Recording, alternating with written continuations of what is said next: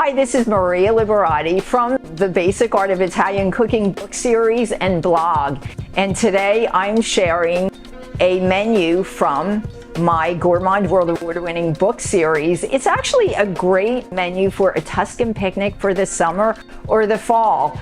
We're doing, let's see, the entree will be, or the first course will be a mushroom risotto finished with a black truffle oil from Loliology and from chefmandela.com.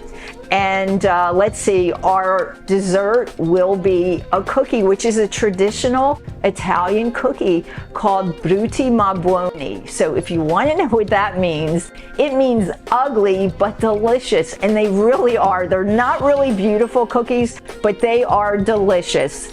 And for the salad course, or for an appetizer, we are making a traditional salad. It's actually a salad that comes from central Italy. It's called a panzanella salad. It actually came from the peasant kitchens of central Italy, Abruzzo, Umbria, even Tuscany, when there was all this leftover bread and no one had the money to throw lots of food away.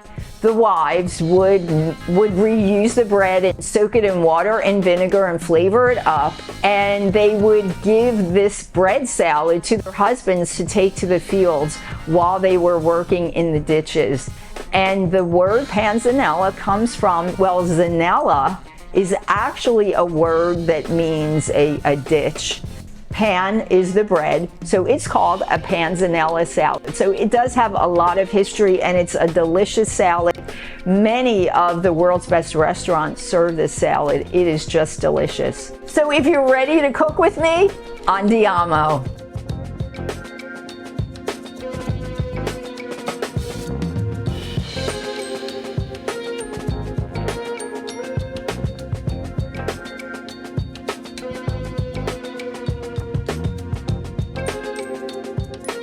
So for my first prep, I'm prepping the onions for my panzanella salad, and also the bread, because the main ingredient, you know, the star of a panzanella salad is really the bread.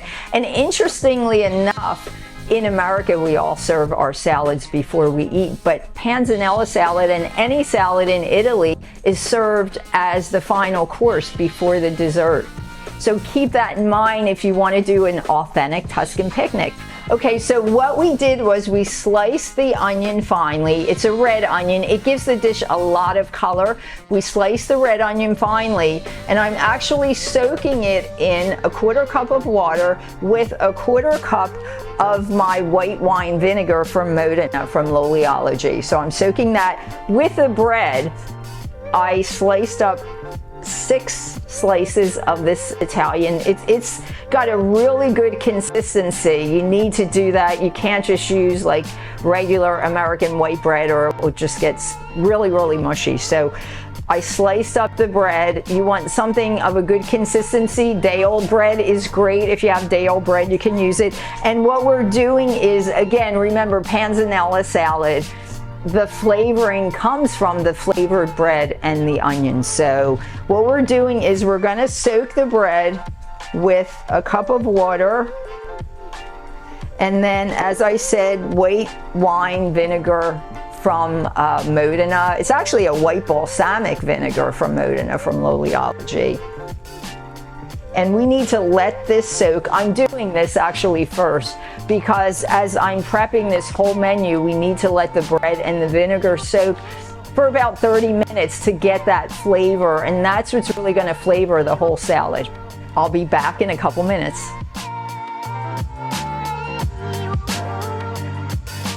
So we're back. We reset our workspace. The bread for the panzanella salad and onions are back there soaking, and I am going to start by making the brutti ma buoni cookies. Remember, that means ugly but delicious cookies. So I have 4 egg whites in a bowl, and they have to be at room temperature. So, you know, when you separate the eggs, let them sit at room temperature. So I'm going to beat these until soft peaks form.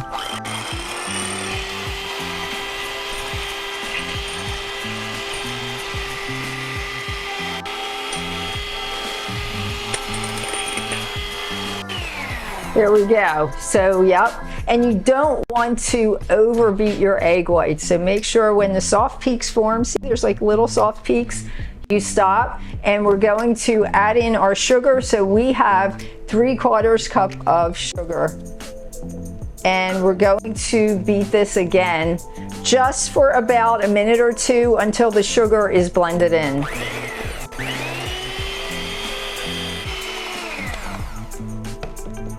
So it's well blended in, and we'll be right back.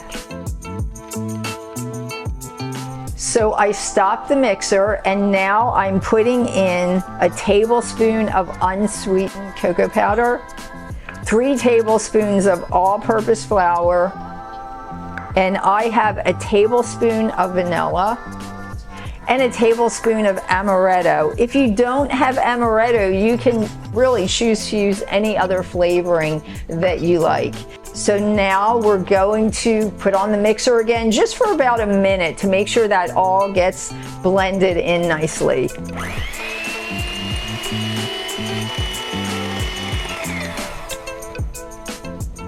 And now we're going to add in, so we have a 1/4 cup of pine nuts and a 1/2 cup of hazelnuts and a 1/4 cup of almonds. These are slivered almonds. So these are really nutty cookies, and they just smell, the cookies smell so flavorful already. Now, if you have any lemon zest or orange zest, you can also add that into this, and it will really even bump up the flavor even more. Be sure to use organic oranges or organic lemons if you're using the zest. All right, so what we're going to do is we are going to bake these cookies now while we're preparing the rest of the meal, so they will be ready. I'm going to get my pan that we've buttered and floured.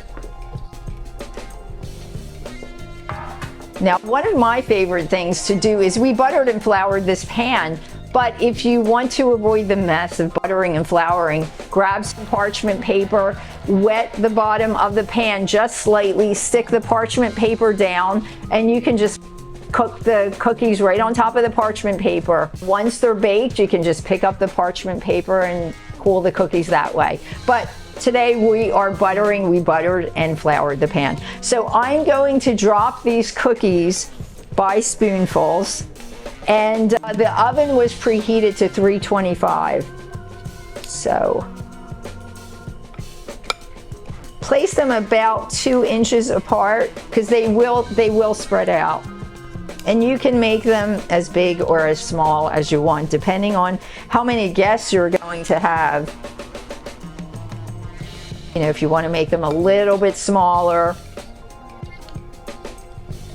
So one of my memories of trying these frutti mabuoni cookies was driving through the hills of Tuscany and stopping at a lovely little bakery somewhere in the hills of Tuscany. Actually, it was in Chianti, and buying a dozen of these cookies. They are just so delicious. So I've done a lot of hosted a lot of wine dinners at some of the best vineyards in Tuscany and Chianti, and had the pleasure of staying at so many beautiful vineyards and castles.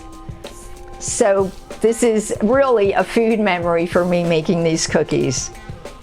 And I hope it will make great memories for you and your family also. Okay, there we have it. So we have 1 tray of frutti mabuoni.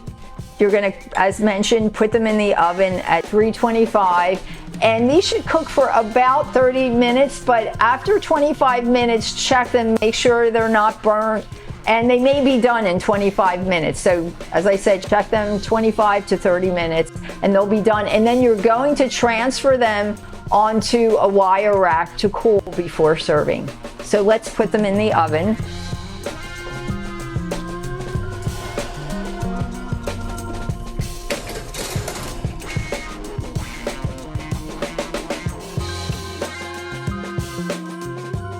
And now we're ready to do the risotto course. So this is a mushroom risotto, and nothing says autumn in Italy like mushroom risotto. everybody looks forward to the mushrooms in Italy. Porcini mushrooms are used a lot in risotto, but you can't always find them, and not everybody likes that really earthy flavor of porcini mushrooms. So today what I'm going to do is I'm using the champignon mushrooms or the button mushrooms instead, and we're going to finish the risotto off with some finishing oil. It's actually a black truffle oil from Italy, and it's from Loliology, and they get all their products from Italy. You can find this stuff. It's usually a little difficult to find, especially authentic black truffle oil from Italy. You can find it at chefsmandala.com as well. And it makes it just bumps up the flavor of the risotto. You don't have to find truffles. Just use a little bit of this finishing oil at the end, and I'll show you what to do. So what I did with my mushrooms, I usually like to peel them. So if you want to peel them first, I usually do. And then also I make sure the stems are cleaned. You know, you really don't want to wash mushrooms under water. Mushrooms are meant to be brushed off with a paper towel. You don't put them under water, but you have to make sure all the dirt is cleaned off of your mushrooms. So what I do normally is I get my stems when I'm doing a mushroom risotto, and it's chicken or vegetable broth. I add the stems to flavor the broth as well, so it gives it a little bit more of a mushroom flavor. So save the clean stems and you can put it in your chicken or vegetable broth. So what we did here was we did finely cut the mushrooms. So these are going to be my mushrooms that I'll be using. First, what I'm going to do is I'm going to put my pan on medium heat. And what I'm going to do is now I like using extra virgin cold pressed olive oil. So I'm using just about 4 tablespoons of extra virgin cold pressed olive oil. And next, what I'm doing is I'm using shallots. Now, a lot of people do use onions in their risotto, but some people use, I'm sorry, not shallots, I'm using leeks. Some people also use shallots or leeks because it gives the dish a more delicate flavor. Onions generally give a strong punch to this dish. And with the flavor of the mushrooms and the truffle oil, we want to tone down, you know, balance out the flavor. So I'm using probably these are 2 leeks that I've chopped. So we're going to let the leeks flavor up the olive oil. Let's put this up a little bit. And you want to make sure you have your wooden spoon at hand because risotto takes about 18 minutes to make. But wooden spoon is the best. Sometimes if you use a metal spoon, you will get the flavor or metallic flavor. So try a wooden spoon. So also my broth is boiling. So you want the broth to be hot. That way it will make your risotto creamier. So you need the broth to be hot. Don't use cold broth. Once it starts boiling, just lower it.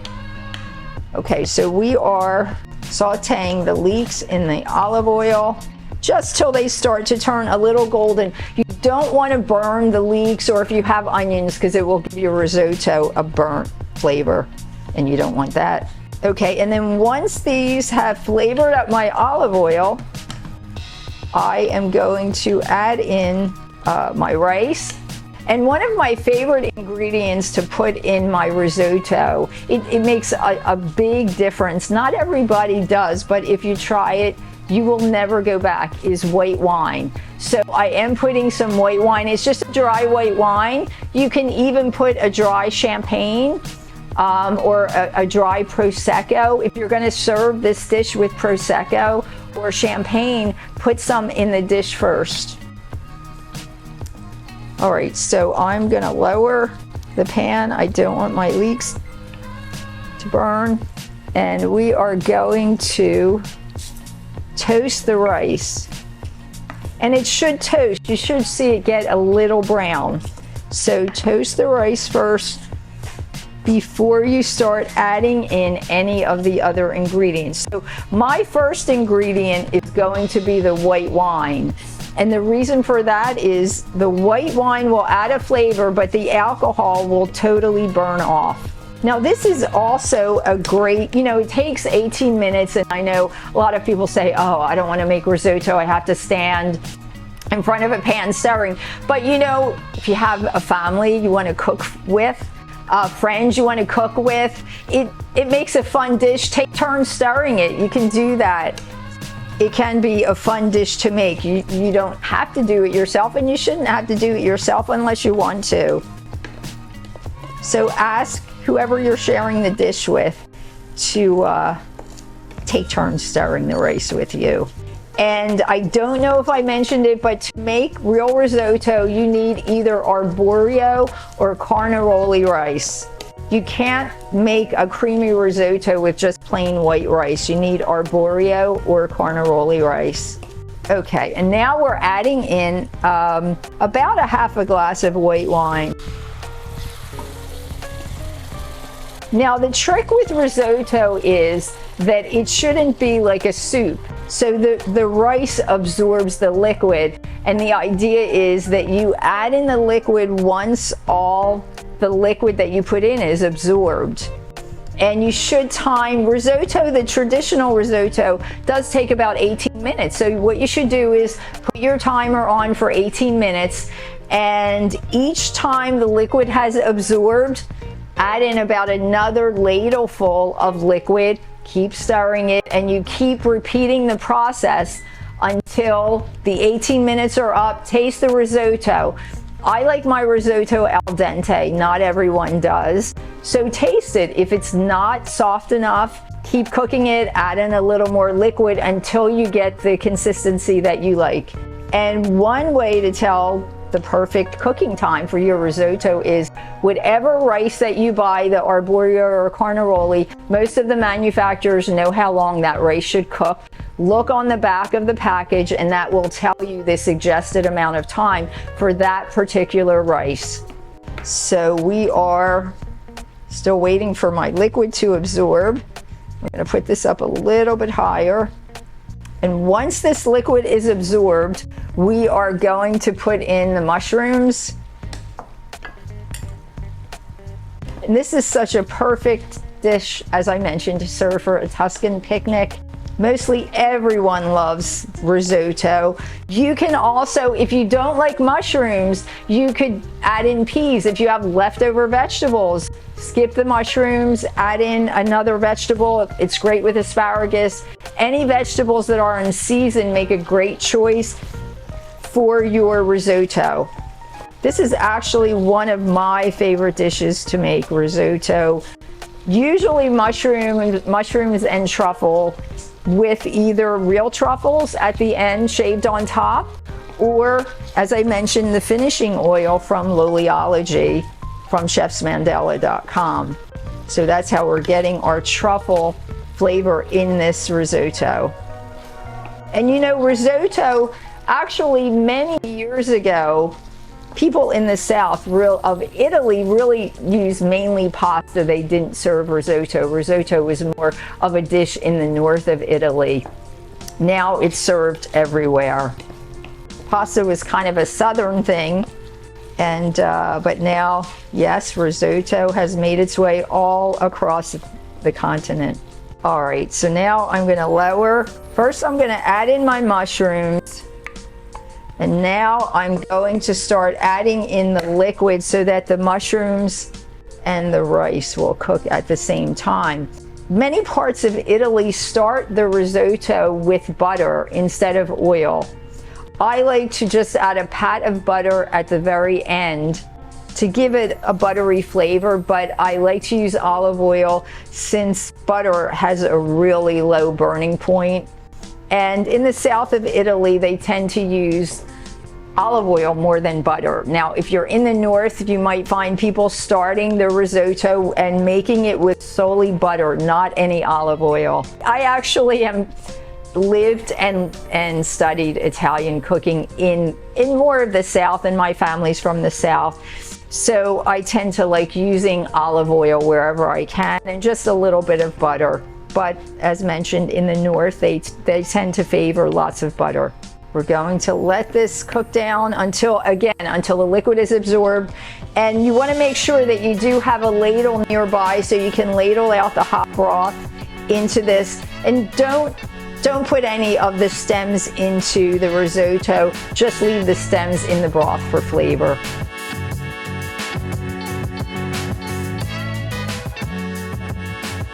So our risotto is done. We've used up almost all of the broth.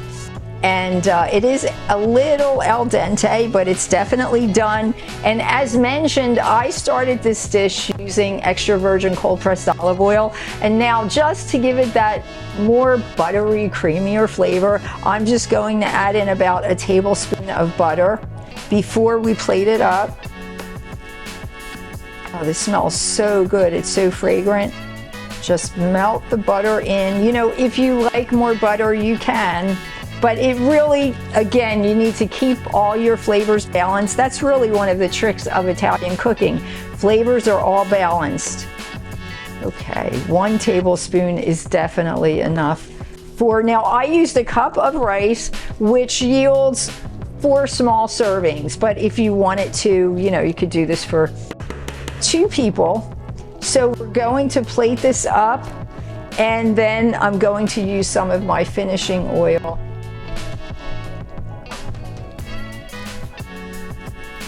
And you know, there's nothing at all like Parmigiano Reggiano, the real deal. So we did grate some. So I am going to, of course, Parmigiano Reggiano adds so much. You can't have a risotto without Parmigiano Reggiano. So we're going to add some freshly grated Parmigiano Reggiano on here. You can also shave it on here if you want. And for some color and some extra flavor, some parsley. And this is a rough cut parsley. You know, you can put it on however you want it. And I do have, as mentioned, this is the extra finishing touch. This is black truffle oil from Italy by L'Oleology, and you can get this at chefsmandela.com, and it just adds so much to the dish. So you're just going to sprinkle. All you need is just a little drizzle of it. Now this is also great on pizza, pasta, if you just want that little bit of truffle flavor to give your dish an extra oomph. This black truffle oil from L'Oleology adds such flavor to any dish. I think I have to taste this. I can't resist. It smells so good. Oh my gosh. Really, really good. That is definitely delicioso. And we'll be right back with the rest of the menu. Okay, so now it's time to assemble our panzanella salad. And our bread has been soaking for about 40 minutes. So what we just need to do is remember the bread is actually the star of the salad. So we're just gonna crumble this bread that was soaked in the white balsamic vinegar of Modena from L'Oleology. And remember, that is an authentic white vinegar from Modena. It's really hard to find authentic white balsamic vinegars specifically from Modena, Italy. But if you're going to get balsamic vinegar, that's the place to get it from. That's where they specialize in balsamic vinegar, so there's nothing else like it.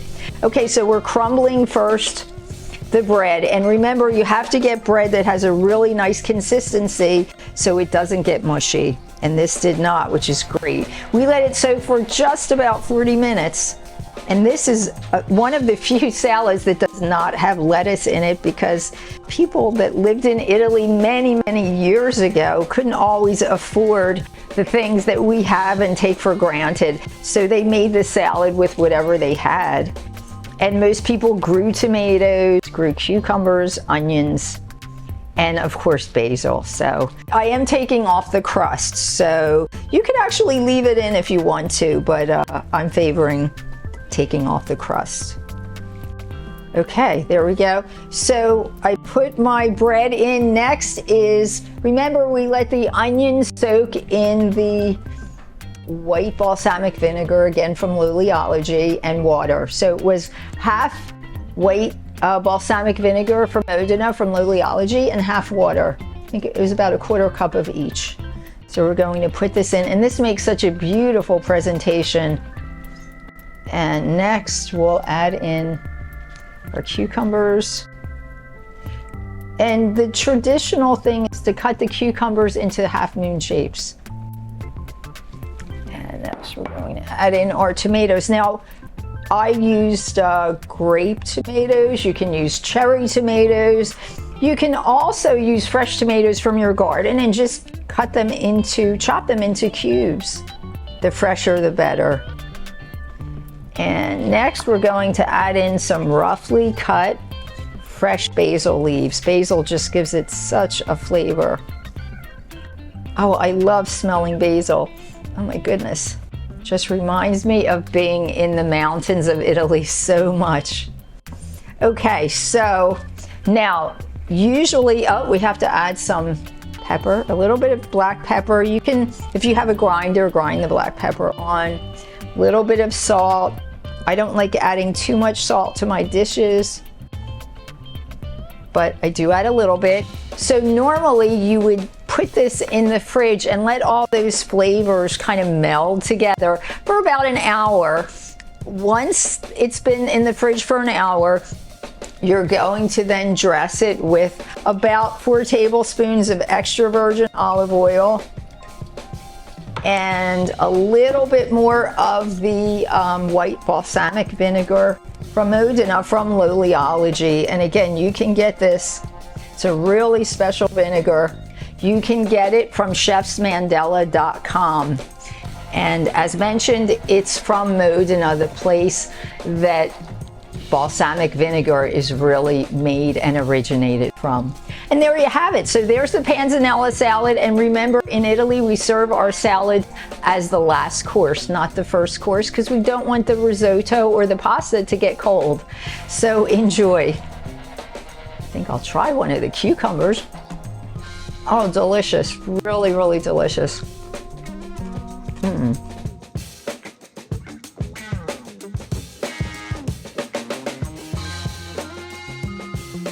I took these cookies out of the oven just about 20 minutes ago, while we were making the salad. They're cool enough now that I can dust them with some powdered sugar. You don't have to add the powdered sugar, but they do make a really nice presentation. So I just want to recap what we made today. This is our Tuscan picnic menu. Perfect for fall or summer or really any day that you want to make special. We did a mushroom risotto with black truffle finishing oil from Liliology. This is a black truffle oil that is from Italy, and you can get this at chefsmandela.com. It is really a special oil, and it just gives that risotto a perfect addition, a perfect oomph of flavor. We made a panzanella salad, and that is made with the white balsamic vinegar from, again, Liliology, and this white balsamic vinegar is from Modena, Italy. And it's really hard sometimes to find white balsamic vinegar. Everybody knows about the red balsamic vinegar. This is white balsamic vinegar. Again, it really bumps up the flavor of the panzanella. And also, lastly, were the Brutti Mabuoni cookies, which I am going to taste in 1 minute, but I just want to tell you where you can find me. So this is Maria Liberati from the Basic Art of Italian Cooking. You can find my podcast, The Maria Liberati Show, anywhere podcasts are heard. My website, marialiberati.com, my book series, The Basic Art of Italian Cooking, on Instagram at Maria Liberati, on Facebook at Chef Maria Liberati, on Twitter at Maria Liberati, on LinkedIn at M Liberati, my YouTube channel, The Maria Liberati Show, and on Vimeo at Maria Liberati. And I am going to taste one of these cookies now. I can't resist. Oh my goodness, they are so good.